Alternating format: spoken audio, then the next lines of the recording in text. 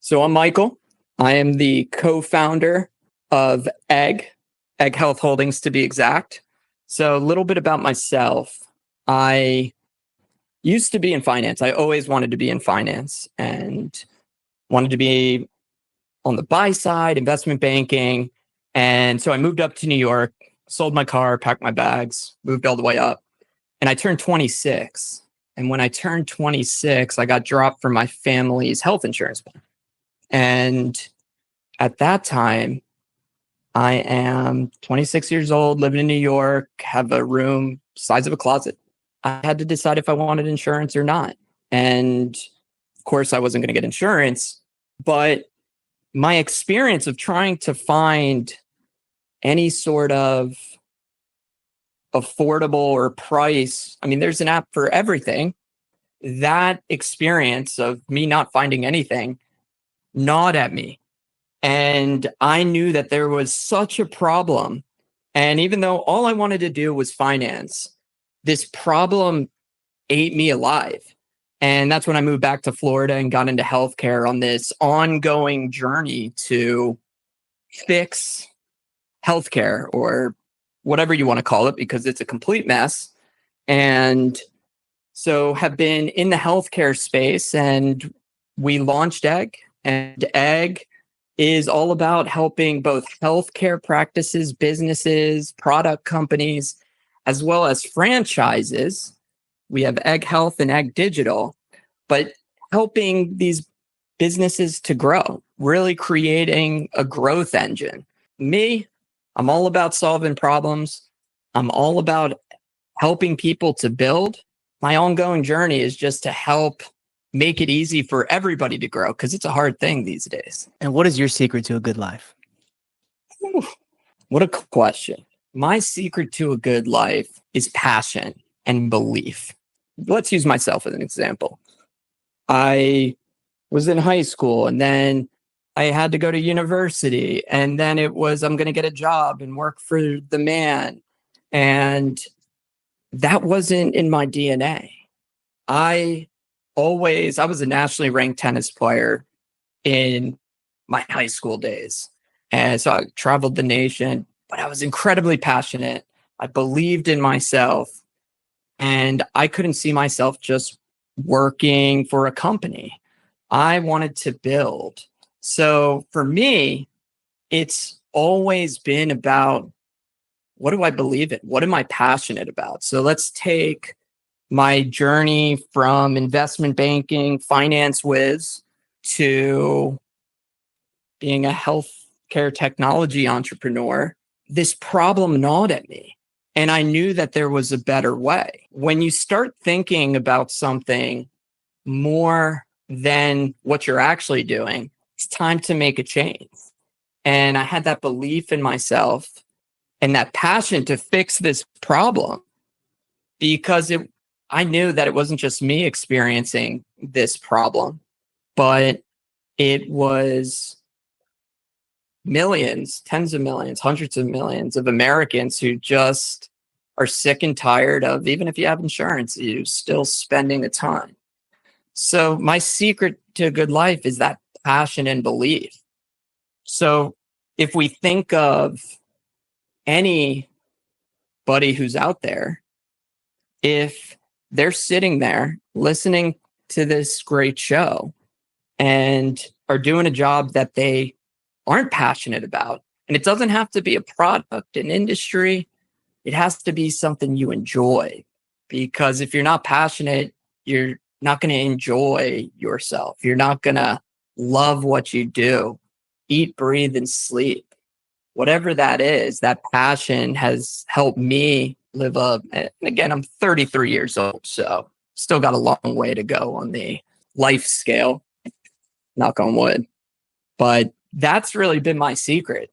And then if we fast forward to today, be all about growth for healthcare and franchises. And I'm sure listeners can relate, or some can relate. In the previous company we built, there were 3 times actually. I can tell you the exact number. There were 3 times. 3 times that we worked with a marketing firm, a marketing agency, whatever you want to call it. And let me tell you, I was so excited. They would come with this beautiful proposal. And I'm like, oh my God, we're going to be so successful because this proposal is out of this world. They understand my company. And we would get started. And a month or 2 in, they would get rolling. I'd look at the numbers, the metrics, what was going on. And I would think to myself, what am I paying for? Why am I paying $5,000, $6,000? They don't understand my company. More importantly, they don't understand my customer, which is the most important thing. Forget about the feature or the product. What's the pain point of my customer? So I would go to them, and this happened 3 out of 3 times. I'd go to them and I'd say, hey, what's going on? This is nowhere near as great as your proposal. And 3 out of 3 times they came back and said this: you got to spend more. You got to spend more. And maybe they were right, because we were running PPC, and at the same time, growth is a unique thing. Our world thinks of marketing as add on, add off. But what are we doing? What are we building a business for? Why do you have this podcast? You're doing it for the customers, the listeners. And it's their pain points that matter. And if you don't understand that and where they are, where their journey is, of course, you're going to have to spend thousands of dollars because it's incredibly competitive. So with Egg, we created Egg to solve that problem. And we focused on healthcare because we know there's a lot of healthcare practices and, more importantly, wellness products. There's so many wellness products that a lot of people just don't know about that can help, because it's not traditional medicine. And unless you have a friend that's like, hey, you got to try this, you're not getting a chance. So helping them grow. And then on the franchise side, franchises is a unique thing.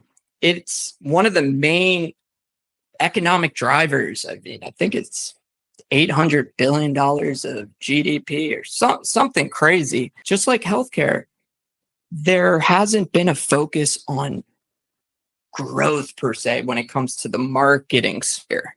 It's traditional, add on, add off. So we stood up Egg Digital to really help these franchises of all sizes, help them empower their franchisees, but at the same time have the consistency and the state of mind, because they care about the brand, to really be able to grow. Because growth is unique. It's not a one-size-fits-all approach. And that's where I'm passionate about. It's about helping many Americans, business owners, people that want to start businesses, franchise owners, multiple franchise owners, helping them grow. And I don't feel like I work, because I absolutely love what I do. And I love helping people. And that's what I'm passionate about. So what's my secret? Passion, true passion, not passion because you think it's what you like. So on that vein, I have found myself, it's ironic because at one point in time, I wanted to write a book called The ADHD Entrepreneur. You could sense the irony in such a book, right? Yeah. Here I am, flash in the pan idea. And for a long time, my YouTube handle was The Idea Dad. I defined my entire thing off of being a father and having lots of business ideas. And then as I evolved and grew as an entrepreneur, I realized that ideas are a dime a dozen, and they're going to come to you at many times. And you have to realize that, hundreds or thousands of people are having very similar ideas concurrently, right? All at the same time, those ideas are firing off just because of the landscape around everyone. It kind of has awareness of a lot of the same things. And so what might be a unique idea and what might become something very passionate becomes just a distraction from the thing that is going to bring you peace. In terms of passion, I come from the Amazon space. I've done Amazon marketing for almost a decade now. And my advice to people is either go all in on something that you absolutely love, right? You absolutely love to sell this thing to people. You love the process of getting it to people.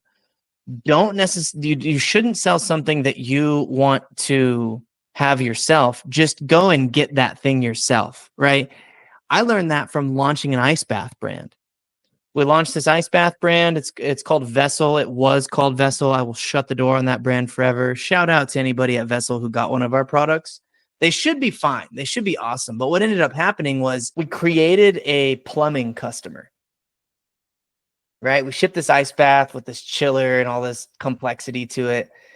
And anytime that anything went wrong during the setup process or during when they were using it or whatever, like they would immediately come to us and be like, help.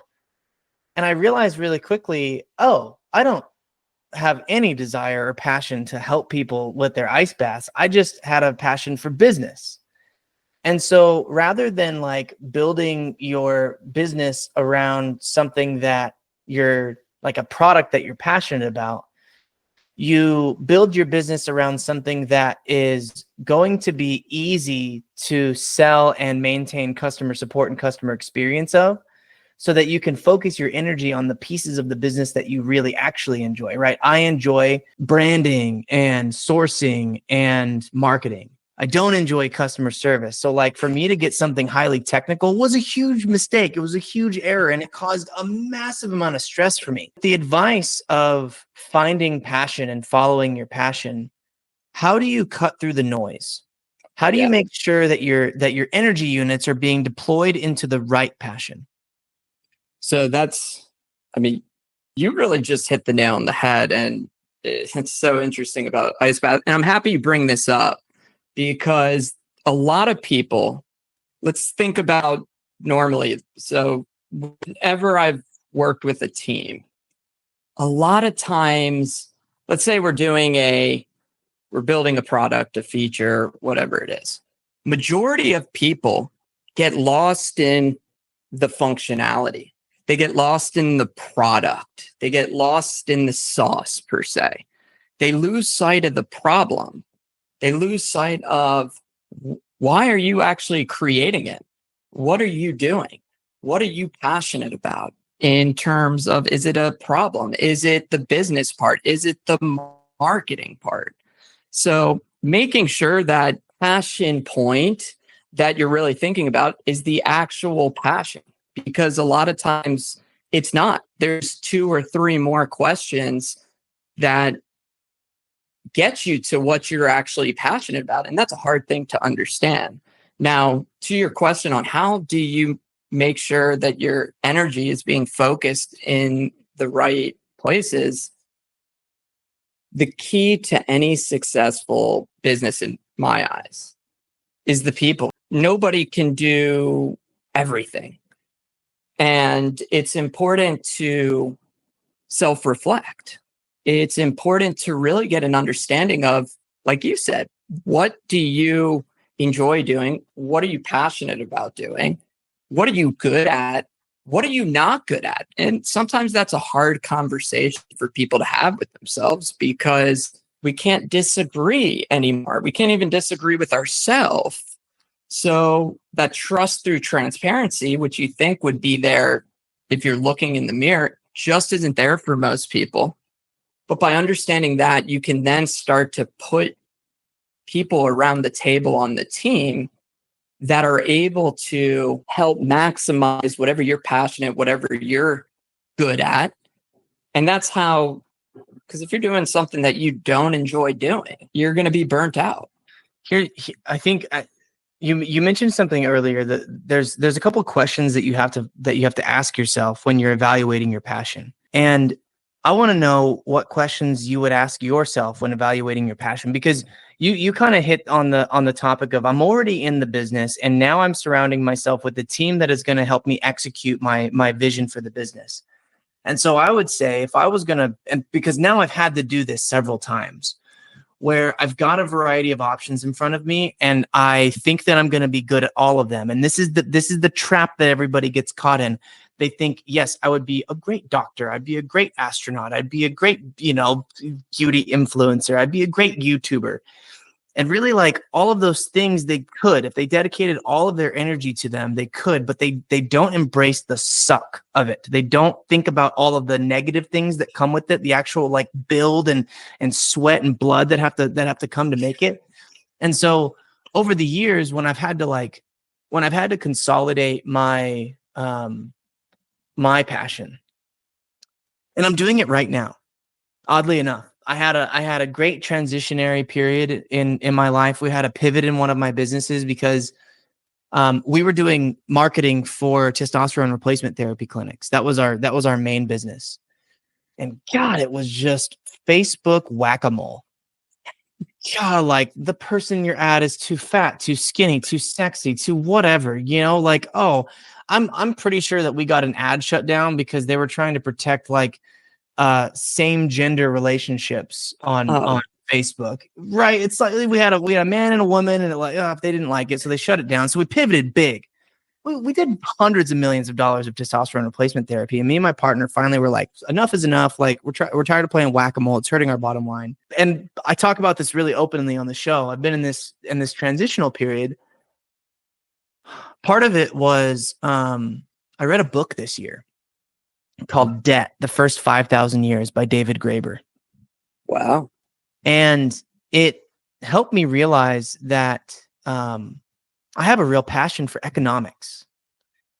And so I sat down over the last few months and weeks, and I'm a voracious journaler. I actually just finished another journal. I filled it cover to cover and closed it, and now I have to go to the store and buy another journal. Like I'm on that. That's incredible. That next step. Thanks. It's number 19.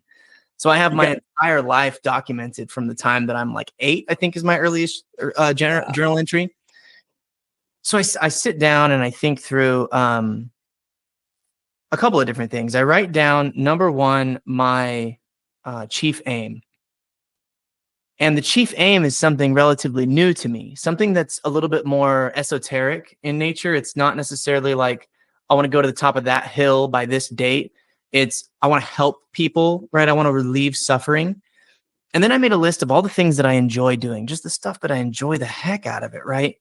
One of those things is talking to people. God, I love talking to people. I love my podcast, dude. It's the full-time thing. Everybody that wants to do business around me, I'm just like, how can I involve you in the podcast? All the rest of the stuff is noise. Number 2 was I love teaching kids jujitsu. I'm a purple belt, and I have the opportunity to work with the black belt, and I taught the little kids like 4 to 7, and now I'm teaching the older kids 8 to 16. And I love it.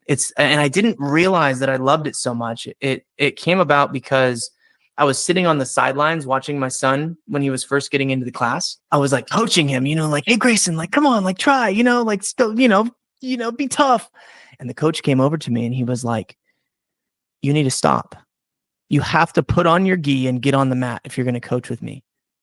And so I said, fine, yeah, absolutely, I'll do it. So I came on. It turns out I fell in love with it. I'm reading and I'm learning all of these things, and the topics that I choose to talk about, the things that I default to in my everyday conversations, I realized were like anthropology and economics, just based off of this book. But I had to stop and think, okay, is this just a flash in the pan interest? Like, am I going to open up another book? So I did.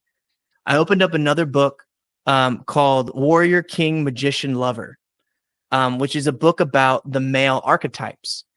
And I got into it, super interesting. Didn't care that much about it. I don't want to like change my whole career based off of that thing. I opened up the Sedona method, right? It's a book about this like meditative, like letting things go process that was developed by the Sedona group. And it's cool. Put it down, didn't need it. And I keep going. I'm listening to Debt again. If you're an eagle flying over at 6 a.m. on my morning walk with my dog, dude, I've got Debt playing in my ears, just downloading an expositional history on credit instruments and human civilization. And it's gotten to the point where I've started having these like prophetic dreams about the future economic system, like capitalism 2.0. And it has started to guide my fingers to push different buttons on the computer to do different projects and focus on different businesses and like, toot a different horn, so to speak. My advice, kind of building off of what you said, one of the questions that I would ask myself is, what is the thing that is keeping me from freedom in my life? And if it's money, right, then the objective you shouldn't start a business that's novel, right? Don't go into a lot of risk. If you want to make money, go make money doing something that works, like at the base of it, your business is like a customer relationship management software, right? And you can plug it into these businesses and rip it. It's rinse and repeat. There's a bunch of businesses that do it. Like, good model. You just got to find people and sell them on it. Have a good offer. Franchises, business opportunities that are good, really good jobs that have high pay and sales. And then you juice that into cash flowing assets, right? There's a way that you can mitigate that part of it, right? Get to that piece. If like financial freedom is the thing you need first, do something that's not novel to get there. The next question that I would ask myself is probably, what do I dream about, right? What was the last thing that like I found myself daydreaming on? I would finally go really deep on who am I and what am I good at? I'd be curious to get your list of like personality assessments, but of course I did like the Myers-Briggs 16 personalities. I did Gene Keys as well, which is a freaking trip, man. Gene Keys is it's wild. I don't even know what Gene Keys are. Yo, go down that rabbit hole a little bit. They can give you a profile. It's like a systematic version of astrology that is pretty good. It's really spot on. The one that I found that's the best is the culture index. So the culture index measures attitudes and beliefs. So it gives you like this grid of is commitment, adventure, punctuality, or like which of these things are important to you? And you go through and you check all of the ones that are important. And it gives you this profile based off of the attitudes and beliefs that you have. And so then you have this, and it like the guy, so they give you a consultant and they'll walk you through your thing and they just undress you. You know what I mean? Like, oh, you really are going to struggle with accountability. And you're like, so that means I have to delegate that piece of my life. So that would be one of my question for you on this. Cause now that was a huge monologue. I go down a rabbit hole, but wouldn't there be bias if you're filling out the test for yourself? Like, most people, you have this self-confirming bias, like, I'm accountable. And then when it comes down to it, or is the question set up in a way, because I've seen a lot, I'm a big social psychology buff. I don't want to write a book about it. I'm just intrigued by how our brains work. And I've seen so much when people are getting asked questions, like let's say a user experience survey, these companies or these people will design these question sets to confirm exactly what they want. And they don't even understand that it's loaded. Like, are the questions structured in a way where it's not going to take into account anything that you think you're good at, but you're not good at? So it doesn't measure your aptitude. It's measuring the way that the questions are framed. It's literally a grid of words. And I'm gonna slaughter exactly what the culture index says on the top line of it, but there's 2 pages of it. The first page is which of these adjectives, they're all adjectives, right? Which of these adjectives are important to you and your life? So is it important to be persuasive, right? Regardless of whether or not I'm a persuasive person, I can find it important to be a persuasive person. Is it important to be adventurous? Is it important to be conservative? Is it important to, and so you go through, and some of them you're like, okay, for me, conservative, not important to me. Don't care, right? Like, I'm going to burn the ships, go all in, baby. So you can start to think about like, okay, not conservative. This guy doesn't believe that it's important to be conservative in his life.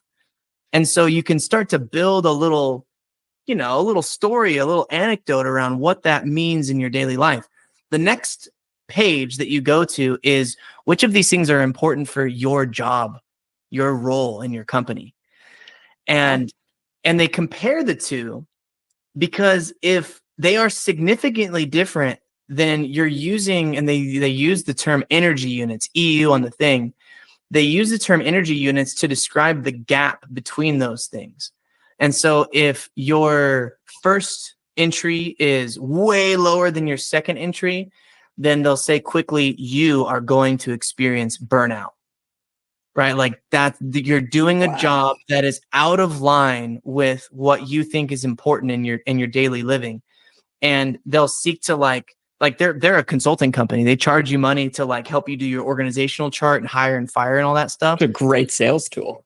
It's really cool. The owner of the company is like 1,000 years old and is very much stuck in the past, hasn't implemented AI into their systems yet. And I'm expecting like when the new regime comes in and has access to all the tools, it's going to skyrocket and become something. Has he been on the podcast? No. Have you tried? I haven't tried. What is going on? The guy who did mine, his name is Chris. It's a good thought, right? It's a good idea. He actually was our culture index consultant at a previous company. That's how I knew it. And then we got on the phone. He was our consultant. I was like, what's up, dude? Like, it's a long time no see. And man, he just ripped me apart. He told me, my energy units were all off. I was really focused on real like left brain technology, like workflows and stuff at the time. So it was really important for me to be data driven, to be process oriented, right? So I clicked all those things, and he was like, dude, this isn't you. You got to like get a sales admin in here. Oh, they didn't say you need to hire us right now because you're all out there. No, that's great. That's good. That's good. They've got their sales process dialed because in this moment I'm thinking, damn, like I would spend $7,000 to like to hire them and get that thing going. Yeah. But yeah, it's very similar to. I did that with the election. Actually, I took 100 question tests, and I'm not going to go into politics because we know that's just a trigger point. It is what it is. Everybody can't disagree. Loves it. Well, great, but I was like, I knew who I liked the most, and then who I was going to vote for, and all played out. But my brother calls me up. He says, Michael, you got to take this test because it's going to tell you down to a T what you are. And there was like 15 conservative, liberalism, like, I didn't even know that there were half these things, classical democracy, like what? And he's like, you got to take it. I am so interested to hear what you come up with. And I said, okay, how long does it take? He's like, it's 130 questions. I said, wait, what? 130 questions. He's like, you got to do it. It's really, really cool. So I started taking these questions. And let me tell you, it was not easy because it would ask these very politically charged questions.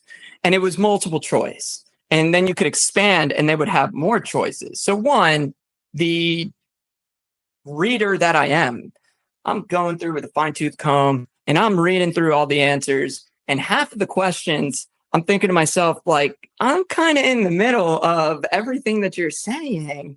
And I took it. I forget what the answers were, but it was just so interesting about what data thought I was. And I could tell it wasn't, the first thought I had was, this has to be funded by a political party. Yeah.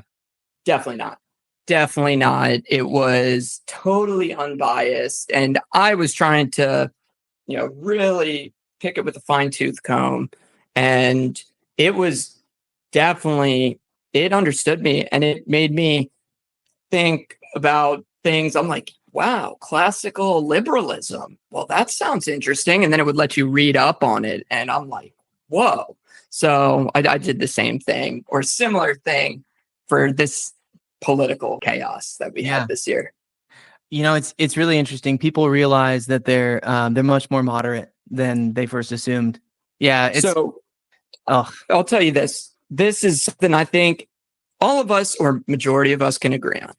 I am so sick and tired of the far right. I am so sick and tired of the far left. Most Americans are either middle right, middle left.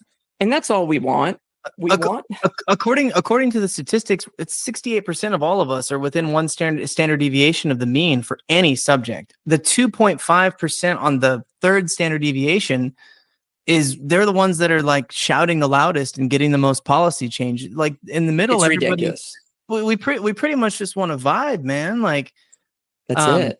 That's it. So speaking of flash in the pan ideas, I'm making a video today. Oh no, it's Thursday. So Thursday, I'm sitting down and making a video, and we're introducing a concept just as a fun, YouTube short of, how in Game of Thrones they have like a trial by combat, right? Yeah. Where you like have people fight for you, and whoever wins, like, oh, that was, like you were innocent or whatever. It's freaking ridiculous. But for contract law, I want to add a trial by AI as a piece of contracts that you sign to say, like, we will mutually agree on an AI to use. We're going to give them the facts and let the AI decide. Done. No lawyers, no jurors or anything like that. Which AI? Is there a specific AI, or do you have to mutually agree to which AI? I think you probably are going to have a couple of options that you can talk with first, right? To ask your own questions, and then you can decide multiple choice kind of. So that's.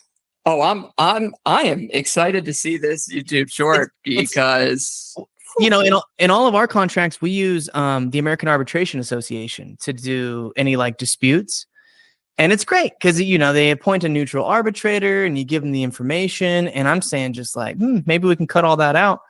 And so what I've found, right? Speaking of finding your passion, right? Just to kind of bring it full circle, is all of these ideas. I found that rather than chasing each of them, it's just much funner for me to just explore them as a concept in video. I'm going to make it like high stakes goal setting was another one that I had.